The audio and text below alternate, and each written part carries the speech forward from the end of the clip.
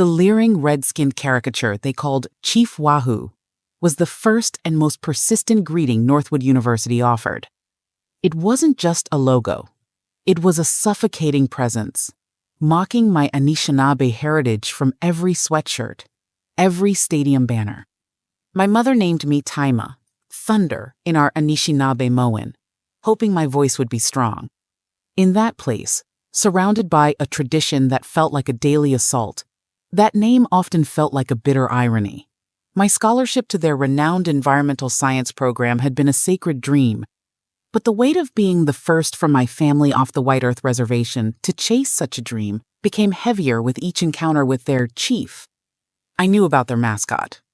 Of course, before I ever set foot on the sprawling, manicured campus, it was impossible not to. I had seen images online, had read the dismissive defenses offered by alumni. Still, with the persistent, stubborn naivety of youth, I had hoped that it was merely an unfortunate, outdated logo, a regrettable relic of a less enlightened, more ignorant past that the contemporary university community mostly ignored, or was perhaps even quietly working to change. How profoundly, devastatingly wrong I was. The chief was not a forgotten relic. He was an omnipresent, suffocating reality. His leering, offensive face was emblazoned on everything imaginable. On expensive sweatshirts proudly worn by students and faculty alike, on massive stadium banners that flapped mockingly in the wind, on cheap plastic beer koozies sold in the campus bookstore alongside textbooks and academic journals. His distorted features were a constant, unavoidable symbol of a campus culture that, with a breathtaking lack of awareness, reduced my entire multifaceted heritage. The rich and diverse heritage of hundreds of distinct Indigenous nations across Turtle Island to a one-dimensional, cartoonish war whoop, a demeaning stereotype fit for a halftime show. The microaggressions, those subtle, often unintentional expressions of prejudice, were a constant, low-grade hum of discomfort, like a persistent stone in my shoe that I could never quite dislodge. A daily reminder of my otherness. Oh, you're Native American? That's so cool. What percentage are you? Strangers, fellow students, would ask with an air of innocent curiosity, as if my identity were a mathematical equation, a blood quantum experiment to be quantified and categorized. Can you say something in your language? Wow, do you guys still live in Tippis back on the res? They'd inquire, their questions betraying a profound ignorance shaped by Hollywood westerns and racist sports mascots. During history lectures that barely skimmed the surface of the centuries of genocide, land theft, and forced assimilation endured by Indigenous peoples, I would feel a dozen pairs of eyes turn to me, the unspoken, uncomfortable expectation that I, Taima, the lone Anishinaabe student in a class of 200, would somehow be the sole spokesperson for an entire continent's worth of trauma and resilience. The burden was exhausting. And the games? The football games were the absolute worst. A weekly spectacle of cultural appropriation and blatant disrespect. Thousands of students, their faces flushed with excitement and school spirit, many with cheap plastic toy feathers tucked into crimson and gold headbands and red, orange, and black paint smeared on their faces in a crude, offensive imitation of sacred war paint, would perform the infamous tomahawk chop with a synchronized rhythmic fervor, emitting guttural, mock war cries that made my blood run cold and my spirit shrink. They called themselves the Warriors, and their fighting spirit was embodied by a fellow student, usually a white fraternity brother, dressed in a hideous, padded Chief Wahoo costume, complete with a comically oversized headdress made of dyed chicken feathers, who would dance and prance on the sidelines, performing mock rain dances and symbolically scalping the opposing team's often animal-based mascot with a rubber tomahawk. The crowd would roar its approval. They genuinely thought it was honoring us. Honoring. The word felt like a vile profanity in that context. A cruel joke. How could they not see the blatant mockery, the profound dehumanization inherent in their actions? How could they not understand that our cultures, our sacred regalia, our spiritual symbols were not costumes for their entertainment, not props for their Saturday afternoon amusement? This was the so-called honor, the tradition that served as a constant, jarring backdrop to my academic life, a life I was trying so desperately to build. It was an insidious, pervasive form of inequality, a daily, painful reminder that in this revered institution of higher learning, I was not primarily seen as Taima, the Anishinaabe student, the aspiring environmental scientist with a passion for protecting Unchimaka, Grandmother Earth. No, in their eyes, I was first and foremost a symbol, a living embodiment of their cartoonish mascot, a relic from a bygone era, or worse, an inconvenient, uncomfortable truth they preferred to ignore, while simultaneously, hypocritically, appropriating a bastardized, offensive version of my identity for their school spirit. My polite complaints, and those of the handful of other Indigenous students scattered across the vast campus, were consistently met with dismissive platitudes and thinly veiled condescension from the university administration. It's a beloved, time-honored tradition, Ms. Thunder. Dean Matthews, a man whose smile never quite reached his eyes, had said during one particularly frustrating meeting, his voice smooth and patronizing, "It's meant to honor the indomitable fighting spirit of Native Americans. Surely you can see the positive intent. We were repeatedly told we were being too sensitive, that we were misinterpreting the intent, that we should try to appreciate the gesture and not take things so seriously. Their cherished tradition was our ongoing trauma. Their misguided honor was our daily humiliation." The Native Student Alliance, NSA, on campus was a small, fragile sanctuary, a lifeline. There were just 7 of us that year, hailing from different nations, each with our own unique tribal history and cultural traditions, yet bound together by our shared Indigenous identity and our common experience of alienation at Northwood. Kai, a quiet, thoughtful Lakota student whose artistic talent was often overshadowed by his pain. Leilani, a fiery Hopi woman whose sharp intellect and even sharper tongue challenged everyone she met. Ben, a Cherokee pre-med student who carried the weight of his community's health disparities on his young shoulders. Maria, a Diné, Navajo, engineering student who missed the vast skies of her homeland. Samuel, a quiet Seminole student who often sketched traditional designs in his notebooks. And a shy Pomo student named Alara, who rarely spoke but whose eyes held a deep understanding. And then there was me, Taima, the Anishinaabe girl trying to find her thunder. We met in a cramped, windowless room in the basement of the Multicultural Center, a space that felt more like a forgotten storage closet than a genuine commitment to fostering diversity and inclusion. For months, we debated, strategized, commiserated.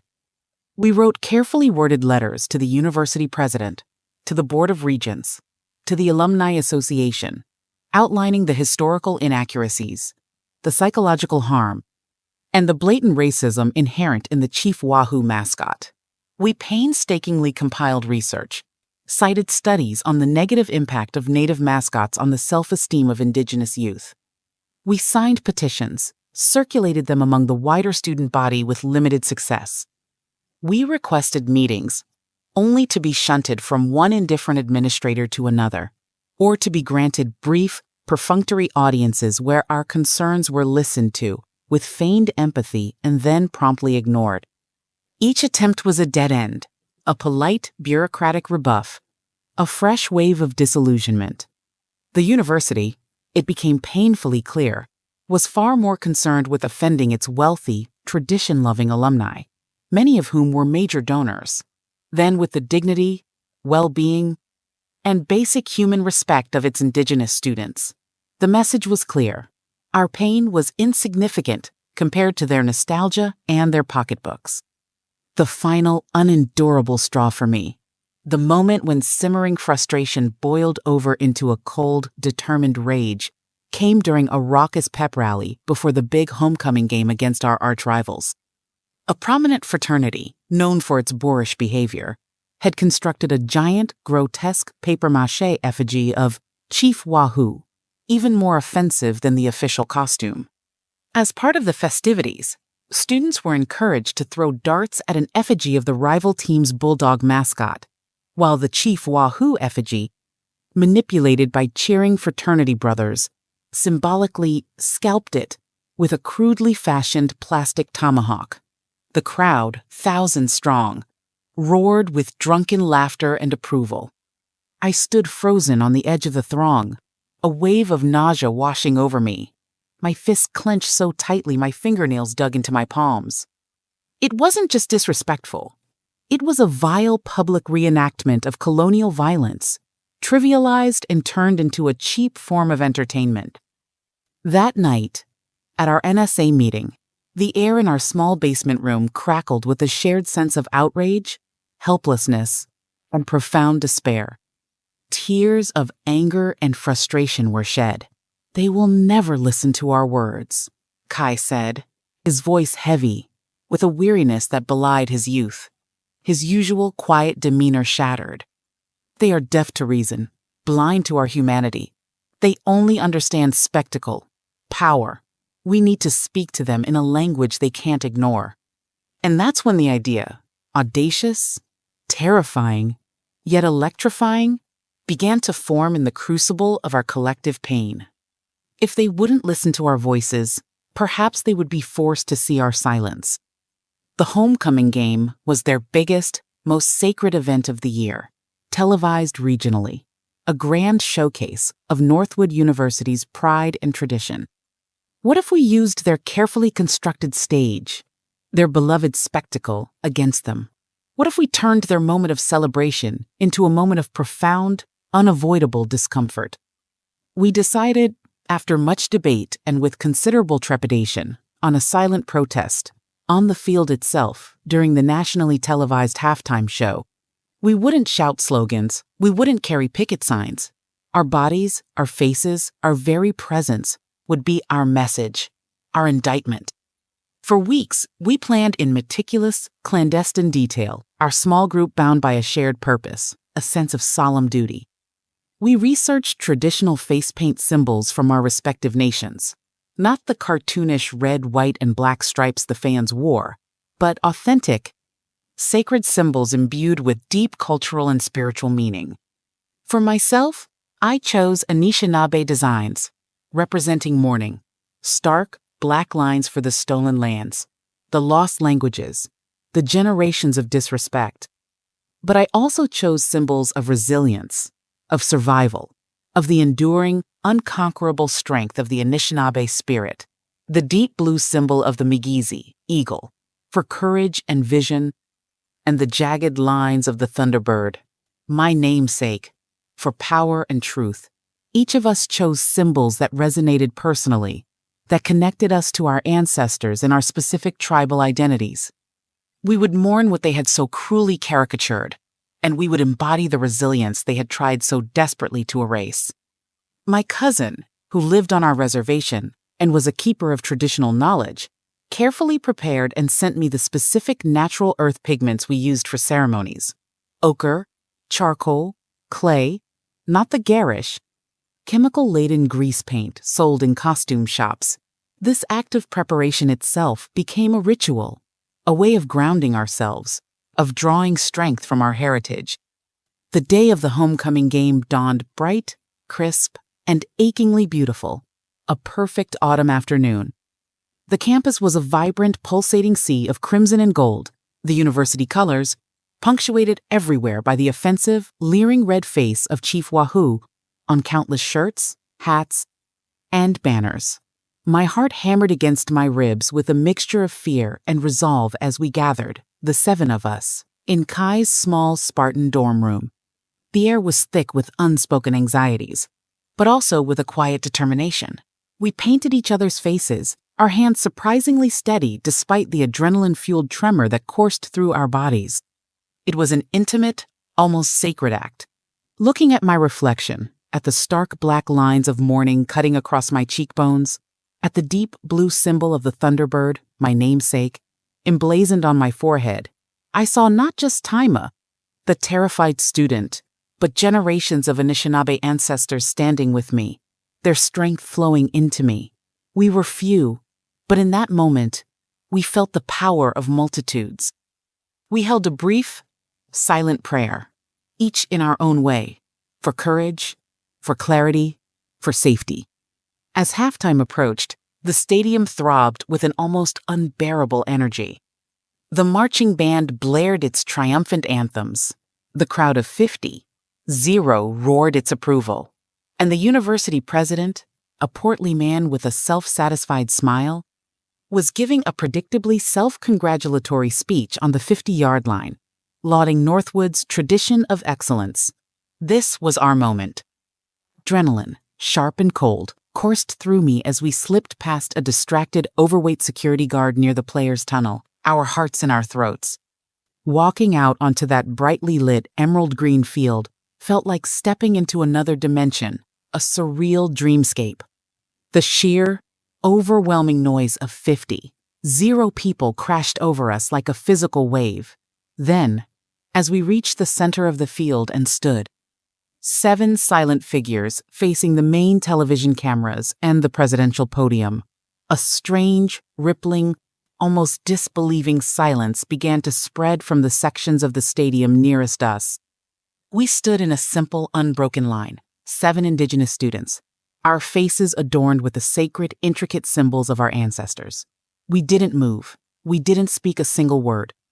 We just stood, our expressions somber, unyielding, our eyes looking out, not with aggression, but with a profound, sorrowful dignity, at the sea of confused, then increasingly uncomfortable faces. I could feel the burn of thousands upon thousands of eyes on me, hear the confused murmurs ripple through the stands, the occasional, isolated jeer quickly shushed by others. The university president, mid-sentence in his paean to Northwood, faltered, his words dying on his lips as his eyes fell upon us. His smile froze, then vanished. The television cameras, initially focused on his beaming face, swiveled clumsily towards our silent, painted forms, broadcasting our unexpected presence to a regional audience. In that moment, standing on that field, stripped of everything but our Indigenous identity, our collective grief, and our unshakable resilience, I felt an unexpected, overwhelming wave of power. Our silence was a roar, louder than any shout. Our painted faces were a history lesson, a searing rebuke, an undeniable demand for recognition and respect. It felt like an eternity, suspended in time, though it was probably only a few minutes. 3, maybe 4, before campus security, flustered, red-faced, and clearly unsure of the protocol for such an unprecedented situation, began to cautiously escort us off the field. They were not rough, their movements hesitant, but their acute discomfort, their embarrassment, was palpable. As we walked off, heads held high, a small section of the crowd, students mostly, began to applaud, a hesitant, scattered sound at first, then growing stronger, more defiant. But mostly, there was a stunned, contemplative silence, a silence that spoke volumes more than the usual raucous cheers. We didn't know what would happen next, what the repercussions would be. Expulsion? Disciplinary action? We huddled together back in Kai's dorm room, the door locked, watching our phones with trembling hands, our hearts still racing, the adrenaline slowly ebbing away, leaving behind a strange mixture of elation and dread. Then, it began. Leilani gasped, her hand flying to her mouth as she stared at her phone. A student journalist had captured our silent line, our painted faces stark against the stadium's chaos. The image was raw, powerful. Words flew with it across the internet. This is true Indigenous resilience. Some wrote, "This is not your mascot, Northwood. Listen to Native voices." Our silent protest, our demand for dignity, began to echo far beyond the stadium walls, carried on a digital wind, igniting conversations and outrage in places we couldn't imagine. Our act of standing still had unleashed a storm. Soon, faces on television screens were talking about us, our image appearing in newspapers alongside headlines questioning Northwood's tradition. The university tried to smother the flames with carefully worded dismissals, speaking of free speech while clinging to their cherished mascot. But their words only fanned the blaze. Thousands of voices joined ours, people we'd never met, sharing their anger at the caricature, their support for our stand. Respected voices from Indigenous nations across the continent, artists, leaders, elders, amplified our silent message, making it impossible to ignore. Op-eds were written. Think pieces were published. The narrative was no longer controllable by Northwood University. The retribution, if you can call it that, was not in seeing specific individuals punished or humiliated, though there was a certain grim satisfaction in watching the university administration squirm under the unwelcome glare of the national spotlight. The true, meaningful retribution was in seeing a powerful, entrenched institution forced to confront the deep-seated ugliness, the casual racism it had perpetuated and profited from for so long. The university, which had so easily, so arrogantly dismissed our carefully crafted letters and our polite petitions, could not ignore the viral tsunami of public opinion, the undeniable stain on its reputation. Alumni, especially younger, more progressive graduates, began to voice their shame and embarrassment, threatening to withhold donations. Dozens of faculty members from various departments signed a powerful open letter demanding that the mascot be immediately retired and that the university issue a formal apology. Rumors began to circulate that major corporate sponsors of the athletics program were expressing deep concern and threatening to pull their lucrative funding. Even the NCAA, an organization notoriously slow to act on such matters, issued a carefully worded statement saying they were closely monitoring the situation at Northwood University regarding its mascot and the concerns raised about its campus climate. The pressure, from all sides, was relentless, unyielding. Dean Matthews, the same man who had so condescendingly told us we were being too sensitive, looked harried, exhausted, and pale in increasingly uncomfortable news interviews. The university president, whose grand homecoming speech had been so dramatically interrupted, convened a series of emergency, closed-door meetings with the Board of Regents. It took weeks, agonizing weeks filled with tense campus debates, heated arguments in the student newspaper, and more student-led demonstrations and teach-ins, directly inspired by our initial silent action. But finally, the announcement came, delivered in a somber press conference. Northwood University would be officially retiring the Chief Wahoo mascot, effective immediately. They would begin a lengthy, campus-wide process, they said, in close consultation with Indigenous groups and alumni, though notably not initially with us. Their own students who had risked so much to force the issue, to find a new, inclusive, and respectful university identity. The day the decision was officially announced, we 7 gathered again in Kai's room, the same room where we had painted our faces with such trepidation. There were tears, yes, many tears, but they were tears of profound relief, of utter exhaustion, of a victory hard won against formidable odds.